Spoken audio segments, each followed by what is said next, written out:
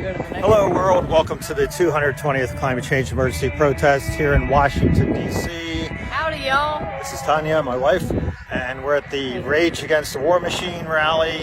About 2,000 people turned up, and that's about what I expect to save, everyone's life on the planet, because literally we're risking nuclear annihilation, let alone all the $870 billion in taxpayer money per year going towards the war machine, versus stopping homelessness, which we saw coming in, didn't we? Yes, a whole lot. we did, yes. Pretty bad. People living in tents, people living under bridges. Lucky people living in tents. The other ones are living on the ground. Pushing shopping carts with their belongings that they own, everything in the world in a shopping cart.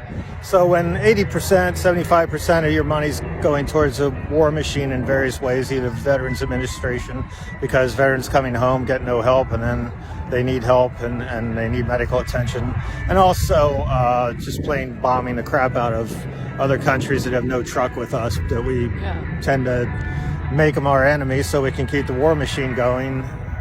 Not helping any of our citizens, and more people are going homeless every day, and we're spending more and more money on war and less on what we need to do to save the planet from our climate destruction. So we're here basically to try to stop the war issue and the war machine, and cut the budget by half, three-quarters altogether, whatever we need to do, because money's going straight to war, which returns nothing, and yet we're to the 1%. Except to the 1%. Yeah, they're making money off profiteering off Pentagon, war. back to the Capitol, back to the Pentagon. It's a round circle. The only way to stop it is for people to get out and say, no more, we don't want it. And if 2,000 people show up, that's not enough. We need millions of people to turn out. We need people to stop worrying about, they're hanging out with people that have different beliefs in them. It doesn't matter. Yeah.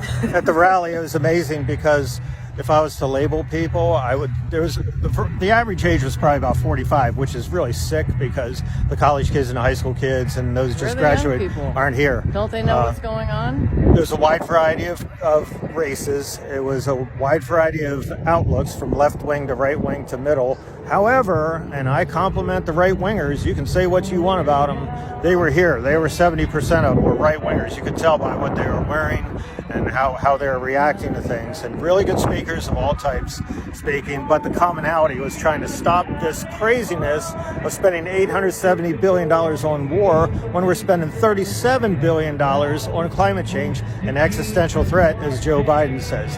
So we're basically cooked. We're not going to get anything done until you all start doing something. And I don't mean to be accusatory, but let's be honest about this.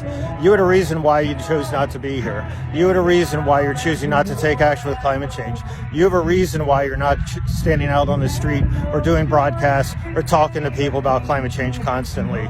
You're literally going to die. Okay? It's just blunt talk. And you need to do something, and start doing it now, not tomorrow, not when you finally feel confident enough. Confidence comes with action. Anger gets shit done. And stop letting the media divide you from what's right. Just because the tribal kind of warfare that's been going on, where the media has, put things out about people to divide them, political views or, whatever your beliefs are. Right. Yeah. I can't do anything because I won't go to that climate rally or that war rally because my neighbor's a right winger. He's going to be there and he doesn't believe in Social Security, or my neighbor is an asshole or something like that. We can but all who come cares? to a common agreement about nuclear Armageddon or climate extinction. Those are the two most important things right now. The commonality is we like to wake up in the morning, we like to be able to go to bed at night and be confident that we're not going to get the crap blown out of us or die of climate change, heat event or flooding or something like that. And this is what's coming our way. So there were some really good speakers today. Chris Hedges was there, Jimmy Dore, Jill Stein, Max Blumenthal. They all had wonderful speeches today for the audience, and for those of you who are listening, fantastic check it out. speeches. Yep. So I encourage you to check it out. Yep. So we'll let it go at that. Please start doing something more than what is being done right now. And Rage Against the Machine. Rage Against the War Machine.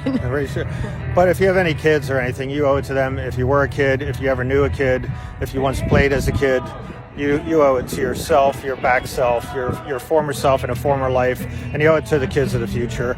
It's immoral if you're not angry about what's Totally happening. immoral. Yeah. If you don't know if you don't know what's happening, you need to get informed. Get away from the 4 big networks. If you do know what's happening and doing nothing, then it becomes a question of morality. So I'll catch you next week. Hope to see you next time. That'll be number 221 next Friday. See ya. Bye.